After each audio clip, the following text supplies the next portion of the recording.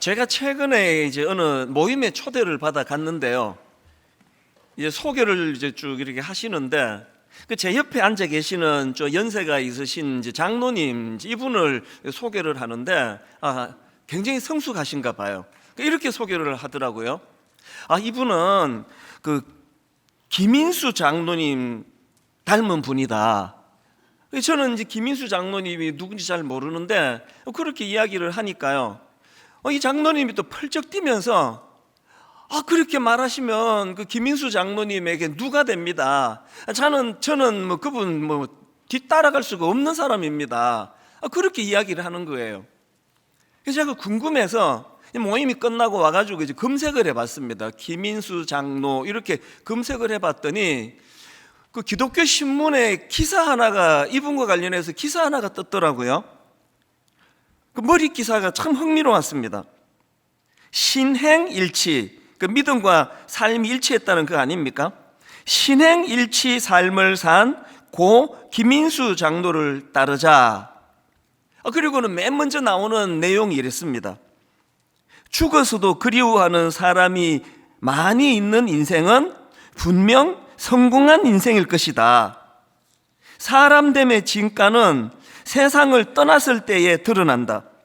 어떻게 해야 죽어서도 사람들의 마음속에 남아있는 그리운 사람이 될 수 있는가?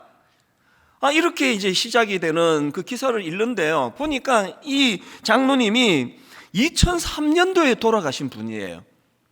근데 오랜 세월이 지났는데도 이분의 삶을 그리워해서 한 100몇십 명이 모여가지고 참 이분이 이러셨다 저러셨다 그런 모임들을 가진다는 그런 내용이었습니다. 또 다른 기사에도 보니까 이분의 삶을 평가하는 이런 몇 가지 내용이 나오더라고요. 김 장로는 믿음과 삶의 통합을 통해 성결과 겸손을 실천했다. 김 장로의 인생은 성실, 정직, 근면, 겸손, 절제, 성결, 재량 나눔 등 하나님을 경외하는 삶으로 요약할 수 있다. 저는 이분이 누군지 전혀 알지 못하지만 제가 이제 그걸 검색하다가 이분에 대한 평가를 제가 읽으면서 성경 한 구절이 딱 떠올라지는데요. 고린도 후서 2장 15절입니다. 우리는 구원받은 자들에게나 망하는 자들에게나 하나님 앞에서 그리스도의 향기니. 이게 너무 멋진 거 아닙니까? 사실 제가 이 장로님을 소개하자는 게 아니라요. 그날 제가 모임을 다녀와서 이게 굉장히 인상적이었고, 그러면서 분당 우리 교회에 이 장로님처럼 너무나 그리스도의 향기를 드러내는 많은 성도님들이 떠올려지는 거 아니겠습니까? 제가 이제 1만 수도 파송 운동, 파송 예배를 드리고, 그리고는 이제 분당 우리 교회 이기 사역을 선포하지 않았습니까?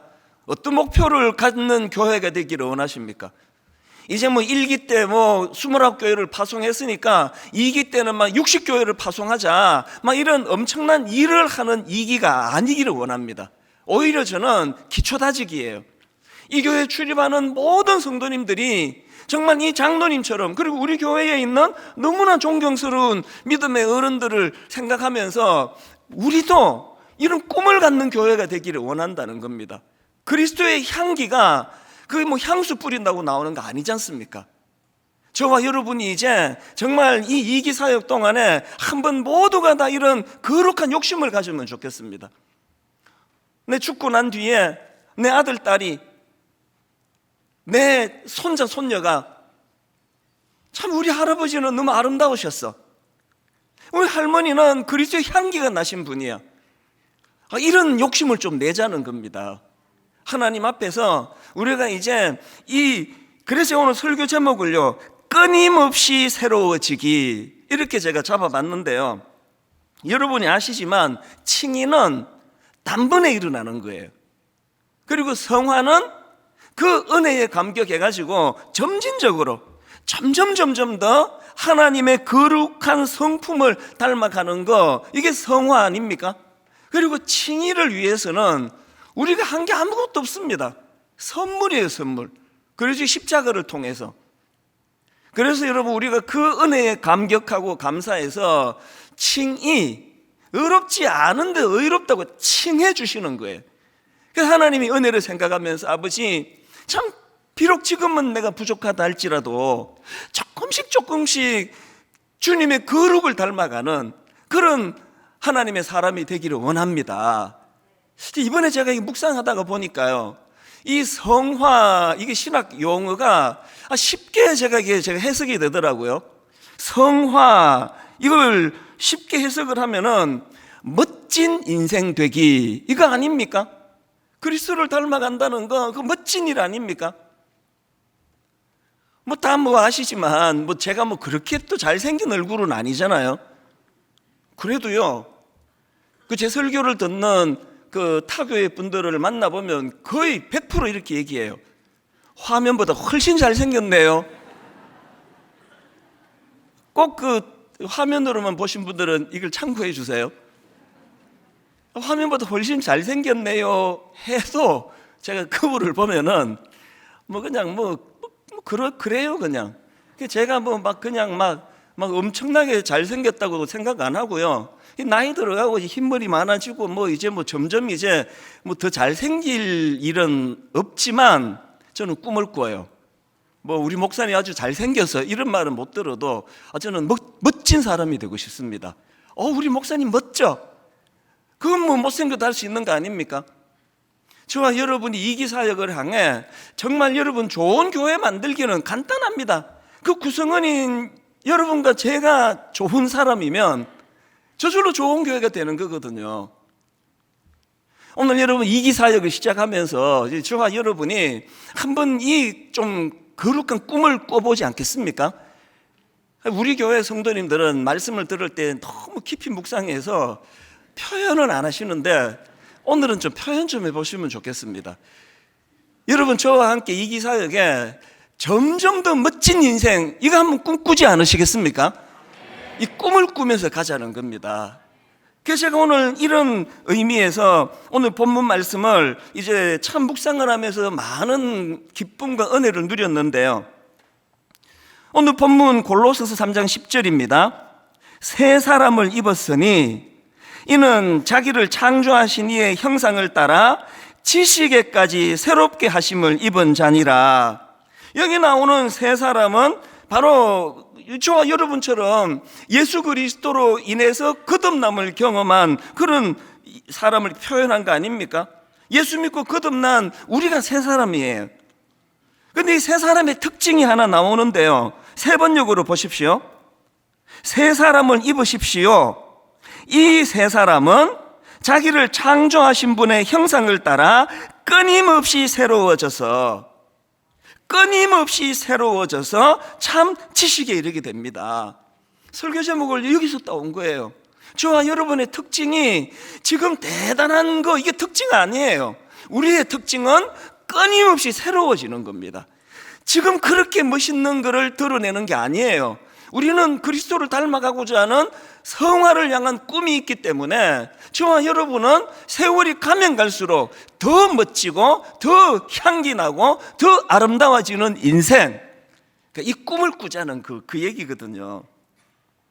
그래서 저는 오늘 이런 목표를 우리가 설정하고 이제 이렇게 끊임없이 새롭게 되기 위해서, 그리고 점점 갈수록 멋진 인생이 되기 위해서 우리가 실천해야 될 몇 가지 실천 사항에 대해서 오늘 좀 같이 살펴보려고 하는데요. 자, 끊임없이 새롭게 되기를 원하십니까? 첫째, 죄의 본성과 그 행위를 대적하며 싸워야 돼요. 본문 골로새서 3장 9절입니다. 너희가 서로 거짓말하지 말라. 그 다음 보세요. 옛 사람과 그 행위를 벗어버리고, 여기 나오는 옛 사람으로 표현된 죄의 본성, 이 죄의 본성뿐만 아니라 그 죄의 본성에서 나오는 악한 행위, 이거 방치하지 말고 싸워야 된다는 겁니다.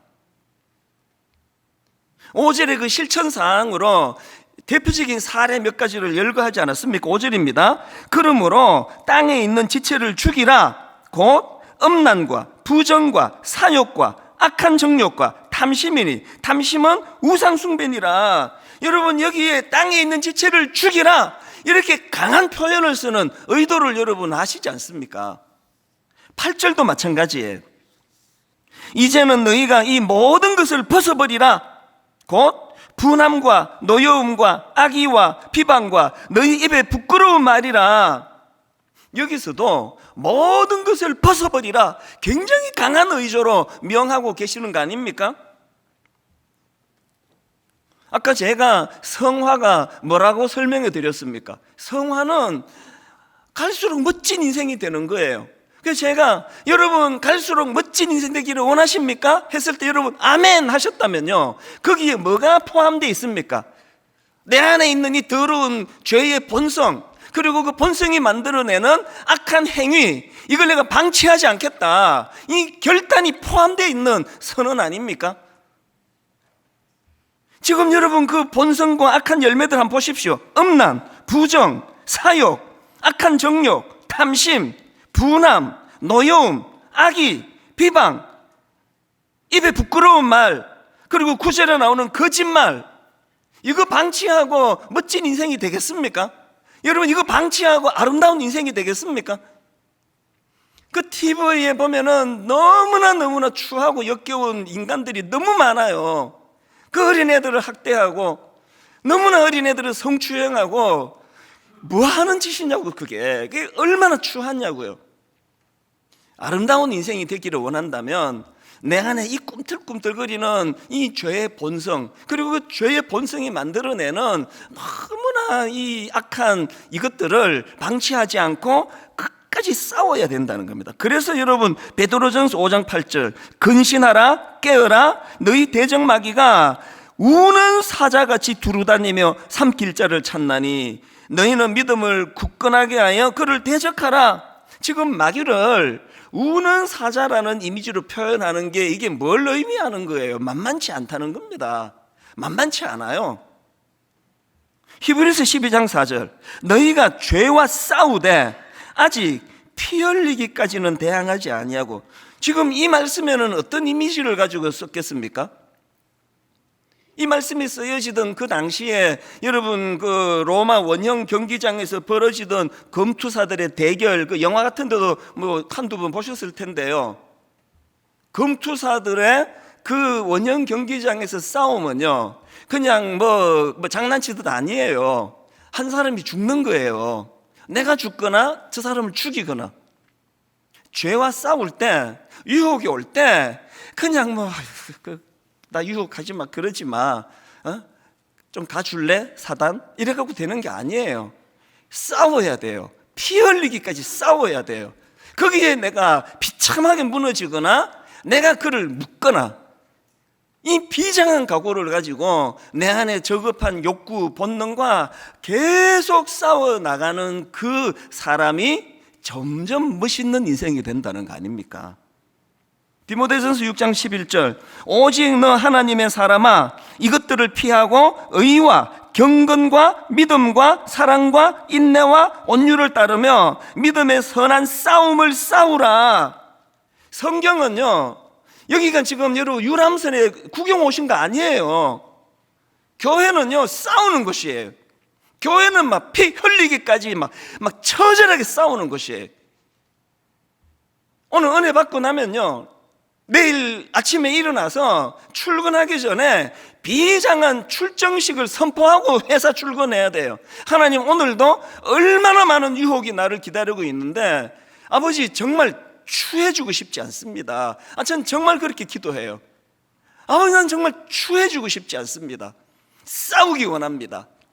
우는 사자와 같이 저를 추한 웅덩이로 빠뜨리려는 공격 앞에 비굴해지지 않기 원합니다. 강단에서 이렇게 그냥 거룩한 척하고 설교해놓고 아무도 보는 사람 없는데 구석에 가가지고 음란한 짓거리를 하고 있으면요, 그건 내가 나 자신을 못 견디게 용납할 수 없는 거 아닙니까? 여러분 안 그러세요?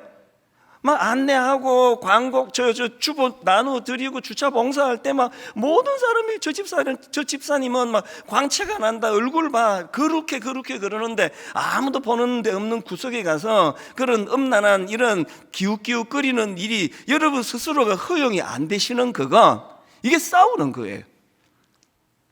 피 흘리기까지. 그 존 오웬이 쓴 내 안의 죄 죽이기, 이런 제목의 책이 있는데요, 최근에 제가 이 책 소개글을 보다가 구호 하나를, 너무나 멋진 구호 하나를 발견했습니다. 죄의 속박에서 벗어나 거룩한 삶을 열망하라. 이게 제게 굉장히 인상적인 구호예요. 오늘 한번 저를 따라 한번 해보시겠습니까? 선포하시면서 결단하기 위해서 죄의 속박에서 벗어나, 죄의 속박에서 벗어나 거룩한 삶을 열망하라. 누가 갈수록 아름다워지십니까? 이 거룩한 삶을 열망하는 사람이에요. 세월이 갈수록 저나 여러분을 점점 피부가 좋아지고 없는 있는 주름살도 없애주고 이렇게는 안 됩니다. 그거 육신의 세포는 노화돼 가고 육신의 아름다움은 점점 사라져 갈지 몰라도요, 나이 들어갈수록 멋진 인생, 향기 나는 인생. 어떤 사람이 그렇다고요? 거룩한 삶을 열망하는 사람. 그런가 하면 두 번째로 끊임없이 새롭게 되기 위하여 두 번째 실천 사항이 있는데요, 그리스도의 영향력 아래 놓이기. 그리스도의 영향력 아래 놓여라. 여러분, 우리가 멋진 삶 살고 싶다고요, 그냥 맨 땅에다 헤딩하듯이 그냥 우격다짐으로 안 됩니다. 여기에 중요한 원리와 원칙이 있는데요, 오늘 본문 10절입니다. 새 사람을 입었으니 이는 자기를 창조하신 이의 형상을 따라. 여러분, 자기를 창조하신 이의 형상, 이게 이제 예수 그리스도를 표현하는 거거든요. 누가 날마다 새로워지느냐고요? 이는 자기를 창조하신 이의 형상을 따라 지식에까지 새롭게 하심을 입은 자니라. 예수 그리스도의 영향력 아래 있는 그 사람이 갈수록 새로워진다는 그 말씀을 지금 10절에서 하고 있는 거거든요. 제가 이번에 이 말씀을 이제 묵상을 하면서요, 골로새서가 그렇게 길지 않으니까 이 전체의 흐름과 맥락을 파악하려고 제가 연구를 좀 하면서 참 은혜를 많이 받았는데요, 여러분이 골로새서 말씀 전체의 가장 중요한 핵심 구절을 말하라 그런다면 골로새서 2장 6절 7절입니다. 자, 세 번역을 한번 보십시오. 그러므로 여러분이 그리스도 예수를 주님으로 받아들였으니 그분 안에서 살아가십시오. 그분 안에서 살아가십시오. 여러분은 그분 안에 뿌리를 받고 세우심을 입어서 가르침을 받은 대로 믿음을 굳게 하여 감사의 마음이 넘치게 하십시오. 어떤 사람이 점점 멋진 인생이 되는지 아십니까? 그분 안에 뿌리를 내린 사람이에요. 어떤 사람이 갈수록 멋져지느냐고요? 그분 안에서 살아가는 사람이에요. 히브리서 12장 1절도 보십시오. 이러므로 우리에게 구름같이 둘러싼 허다한 증인들이 있으니 모든 무거운 것과 얽매이기 쉬운 죄를 벗어버리고 인내로서 우리 앞에 당한 경주를 하며 믿음의 주요 또 온전하게 하시는 이인 예수를 바라보자. 실천사항은 간단합니다. 여러분, 대인관계에서 어떤 내가 행동을 하고 생활을 할 때 예전에 나온 그 책 제목 여러 번 저는 활용을 많이 했는데요, 예수라면 어떻게 하실까? 이 베스트셀러가 된 이 책 제목이 내용은 하나도 기억이 안 나는데요, 제게 영향을 미쳐요. 누가 좀 나한테 무례한 행동을 하잖아요. 그러면 성격이 급한 사람들은 바로 튀어나와요. 그럼 말 왜 그래? 그럼 너한테 왜 그러는데? 바로 튀어나오거든요. 그럴 때 바로 튀어나오기 한 2초만 쓰시면 돼. 이런 상황에 예수님이라면 어떻게 하실까? 바로 나오기 전에 예수님이라면 이 상황에 어떻게 반응하실까? 이거를 이번 한 주 한번 실험을 한번 해보세요. 부부 간에요, 한 번만 꿀꺽하면 그냥 넘길 수 있는 부부 싸움이 엄청 많다는 거 다 아시잖아요. 남편이 뭐라고 훅 들어올 때, 아내가 뭐라고 훅 들어올 때 0.1초 만에 그냥 막 팍 이래가지고 이제 불꽃이 튀는데요, 남편이 이렇게 쑥 들어올 때 이런 상황에서 예수님이라면 어떻게 하실까? 그래서 답이 잘 안 나와가지고 막 머리 굴리고 하다가 다 잊어버려요. 예수라면 어떻게 하실까? 예전에 그 나온 영화 중에서 광해, 왕이 된 남자, 이런 제목의 영화, 이것도 아마 되게 알려진 영화인데요, 이 영화 설정이 굉장히 흥미롭습니다. 광해군 8년에 이 왕위를 둘러싼 권력 다툼이 이제 극에 달해 있던 그 상황인데요. 그 영화에 보면은 이 왕이 굉장히 그 살해 위협, 정적들에 의해 가지고 그 자기 목숨을 노리는 사람들에 대한 두려움을 가지고 막 악몽을 꾸고 막 이런 불안한 시간을 보냅니다. 그래서 이제 이 왕이 묘안을 하나 내는데요. 길거리 광대패, 그 광대 한 사람, 자기랑 닮은 광대 한 사람을 그 발굴을 해가지고 그 사람에게 이제 광해군 흉내를 내게 하는 거예요. 옷을 다 입히고 그렇게 이제 그 위장을 하는데, 여러분 그냥 길거리를 떠돌아다니던 그런 무식한 그 광대가 이 왕 흉내를 내려니 얼마나 힘들었겠냐고요. 어색하고 막 이 왕복 자체가 막 불편해 죽을 것 같았을 것 같아요. 너무너무 어색하고 힘들었는데요. 이제 영화가 계속 전개되는 과정에서 이제 이 사람이 점점 이제 익숙해지는 겁니다. 이제 뭐 생활하는 거, 또 왕 흉내 내면서 사는 이게 점점 익숙해지는 그 즈음인데요. 그때 그 잊혀지지 않는 대사가 하나 있습니다. 그 과정을 쭉 지켜봐 오던 어떤 내시가 이 광대에게 이렇게 표현을 해요. 말투가 점점 전하를 닮아 가시옵니다. 말투가 점점 전하를 닮아 가시옵니다. 저는 영화 이렇게 은혜로운 문구를 잘 찾기가 어려웠어요. 최근에 우리 교역자 한 사람이 목사님 이거 참 의미가 있습니다 그러면서 이 외고편을 제게 보내줬는데 거기에서 이게 나오더라고요. 말투가 점점 전하를 닮아 가시옵니다. 이게 왜 그렇게 제게 은혜가 됐냐 하면은요, 제가 꼭 광대 같다는 느낌이 드는 겁니다. 33년 전에 신학교 들어가 가지고 이제 신학 공부를 하면서 제가 알았죠. 이 신학은 인간이 할 수 있는 공부가 아니다. 이게 하면서 느껴지는 겁니다. 그리고는 이제 졸업하고 목사가 되고 나서 제가 지금 목회를 하고 있잖아요. 인간이 할 수 있는 게 아니에요. 인간이요, 하나님을 대행해서 목양을 할 수 있는 존재가 아니에요. 그러다가 보니까 뭐 30대 초반 중반 그때는요, 사실 설교할 때도 뭐 뭔지도 모르고 많이 했습니다. 지금도 그렇겠죠. 내가 하나님의 학문을 어떻게 아느냐고요. 뭐 추수 보고 베끼고 뭐 이렇게 해가지고 기성전결 만들어서 설교하면서 그게 뭐 뭔지도 모르고 설교했던 한두 번이 아니었습니다.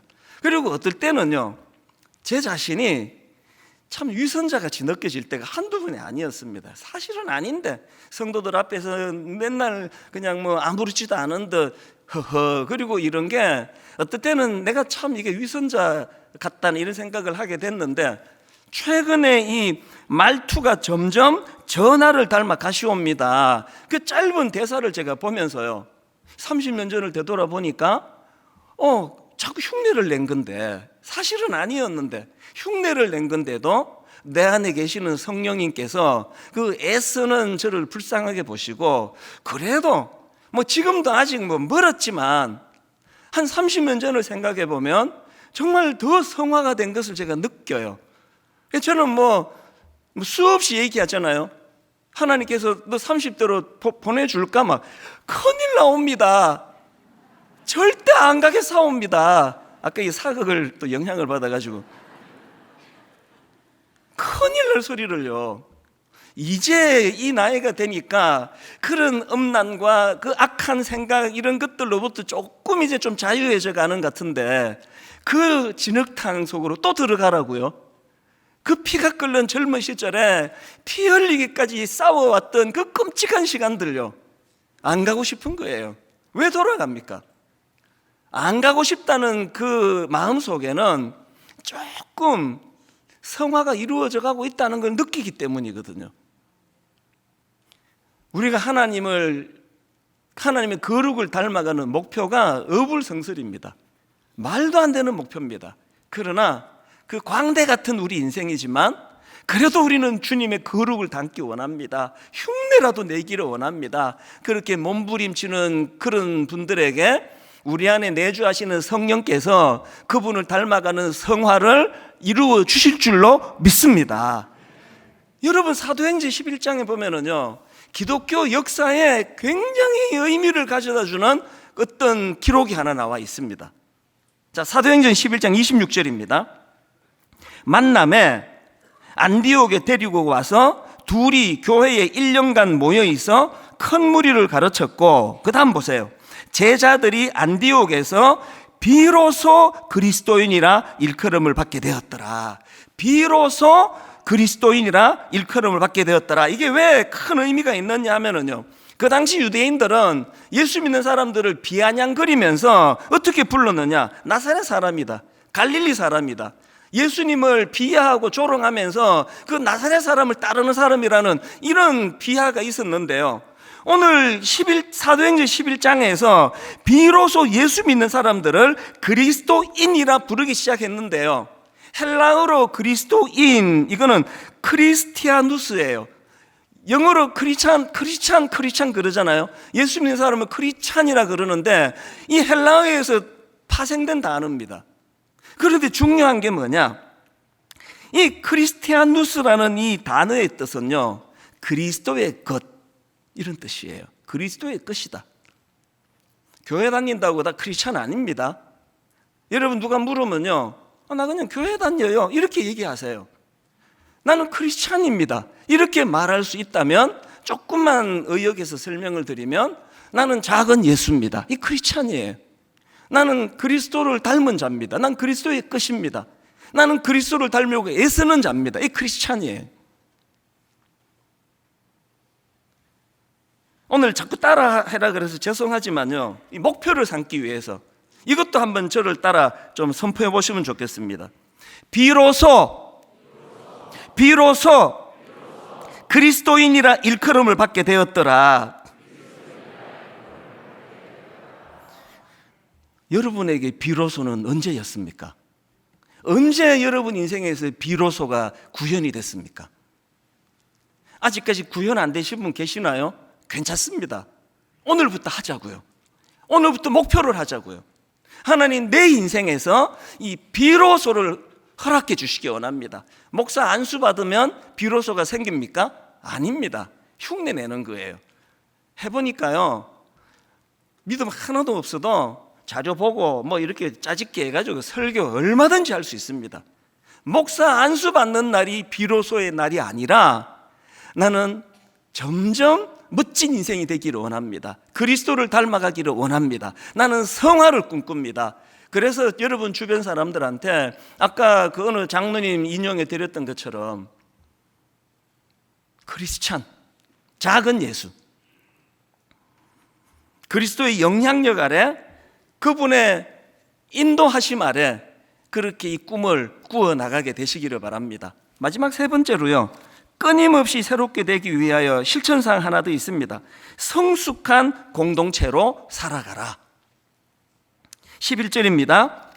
거기에는 헬라인이나 유대인이나 할례파나 무할례파나 야만인이나 스구디아인이나 종이나 자유인이 차별이 있을 수 없나니. 여기 나오는 거기에는 이게 뭘 의미합니까? 거기에는 지금까지 쭉 살펴보았던 10절까지 말씀에서 거기에는 이건요, 이렇게 변화받은 사람들 사이에는 이거 아닙니까? 오늘 본문이 10절로 끝나지 않고 11절로 연결이 돼요. 엿새 동안 여러분들이 골방에서 말씀을 묵상하면서 여러분 스스로가 몸부림치는 거예요. 하나님, 좀 멋진 인생 되기 원합니다. 그리스도의 향기가 드러나기 원합니다. 그렇게 엿새 동안 각자가 꿈꾸다가 주일이 되면 11절로 건너가는 거예요. 거기에는 새롭게 변화받은 사람들 사이에는 특징이 뭐라고요? 차별이 있을 수 없나니. 여러분, 11절에 나오는 헬라인이나 유대인, 그 당시 선민의식에 빠져있던 유대인들은 그 이방 사람 헬라인에 대하여 저거 지옥의 불쏘시개 감으로 만든 것들이라고 그렇게 업신여기던 그런 사람들에 대한 차별이 없어지는 겁니다. 헬라파냐 헬라파나 무할레파나, 그 다음 야만인이나 스구디아인이나. 여기 나오는 스구디아인은요, 유목민들이에요. 중앙아시아에서 흑해 연안으로 이주한 유목민들을 가리키는 표현인데요, 이 스구디아인은 그 당시에 폭력적이고 야만적인 족속 취급을 받던 사람이래요. 그냥 우리도 어느 지역을 갖고 비아냥거리고 어느 성을 가지고 비아냥거리고 어떻게 생긴 얼굴을 가지고 이런 사람은 고집이 세다 그러고, 우리 나름대로 그 선입견을 갖고 있던 그 모든 것들이 우리가 그리스도가 내 안에 내주하시고 그리스도를 닮아가는 사람이 되면 어떤 사람으로 바뀐다고요? 거기에는 차별이 있을 수 없나니. 분당 우리 교회 2기 사역에서 제가 강력하게 꿈꾸는 것은요, 다락방의 부흥이에요. 저는 우리 남은 젊은 교육자들에게 요즘 굉장히 감사를 합니다. 얼마나 애를 쓰는지. 정말 많이 여러분 교구 목사님들 다 지금 처음 맞는 분들이 많거든요. 대학 청년부 하다가 오고 주일학교 하다 오고 또 이런 교육자들이 많은데 정말 애를 써요. 그래서 제가 깜짝 놀랐습니다. 저는 올해 안으로 다락방 모임 못할 줄 알았는데요, 여러분 기대하십시오. 한 달만 있으면 다락방이 오픈됩니다. 6월 이제 중순쯤 되면 이제 다락방이 이제 시작이 될 텐데요, 1기 때도 다락방은 분당 우리 교회의 꽃이라고 생각했는데 이제 2기 분당 우리 교회는 다락방이야말로 이 11절의 공동체가 될 줄로 믿습니다. 거기에는 어떻다고요? 차별이 있을 수 없나니.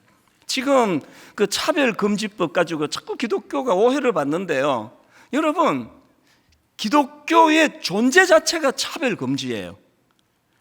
왜 차별금지법에 대하여 반대하는가? 그래서 지금 6월 말에 굉장히 좋은 세미나를 우리가 지금 준비하고 있습니다. 이제 이 차별금지법이 뭐며 왜 이거를 반대하는지를 조목조목 우리 성도님들에게 좀 가르쳐드리는 전문가들이 이제 그렇게 오시기로 지금 정리가 돼 있거든요. 나 예수 잘 믿어요. 근데 나 사람 차별해요. 그거는 위선이에요. 이찬수 목사? 예수 잘 믿어. 근데 부자만 좋아해. 잘생긴 사람만 좋아해. 지가 못생겨서 그러나? 이찬수 목사 다 좋은데 사람을 좀 차별해. 그거 위선이에요. 어떤 경우에도 10절까지. 그래서 저는요, 아침에 새벽에 일어나서 하나님 앞에 그 긴 고독의 시간을 보내거든요. 어떨 때 정말 고독해요. 그 고독의 시간을 통해 그리스도를 닮기를 원하는 새벽을 보내고 나면 아침에 교회로 출근하면서부터 내가 아침에 받았던 것들을 점검하는 시간이에요. 무례한 어떤 사람을 만날 때, 또 교역자 어떤 대화를 할 때 저 안에서 차별하지 않는, 수용하고 포용하는 이런 능력이 내게 나타나는가. 오늘 말씀의 결론을 이렇게 저는 잡기 원합니다. 우리 모두가 이제 2기 사역에 멋진 인생, 주님 닮아가는 인생, 거룩을 추구하는 인생이 되기 위해서는 중요한 게 고린도후서 10장 4절부터 보십시오. 우리의 싸우는 무기는 육신에 속한 것이 아니요 오직 어떤 견고한 진도 무너뜨리는 하나님의 능력이라. 어떤 견고한 진도 무너뜨리는 하나님의 능력이라. 모든 이론을 무너뜨리고 하나님 아는 것을 대적하여 높아진 것을 다 무너뜨리고 모든 생각을 사로잡아 그리스도에게 복종하게 하니 너희의 복종이 온전하게 될 때에 모든 복종하지 않은 것을 벌하려고 준비하는 중에 있노라. 우리의 힘으로 우는 사자와 같은 악한 것들의 공격을 이길 수 없습니다. 강력한 진을, 견고한 진을 무너뜨리는 하나님의 능력, 십자가 복음의 능력을 의지하여. 그래서 오늘 이 설교의 마무리는요, 저는 바로 이 구절을 가지고 만든 이 찬양으로 마무리하기 원합니다. 우리들의 무기는 육체가 아니요 그러나 강하오, 참으로 강하오, 견고한 진을 파하는 강력이요 강한 힘이요 참으로 강하오.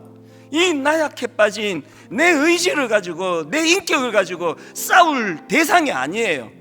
견고한 진을 파하시는 성령의 강력한 능력을 의지해서 우리 한번 기쁨으로 이 찬양 하나님께 불러 올려드리기 원합니다. 오늘 말씀의 요약된 결론입니다.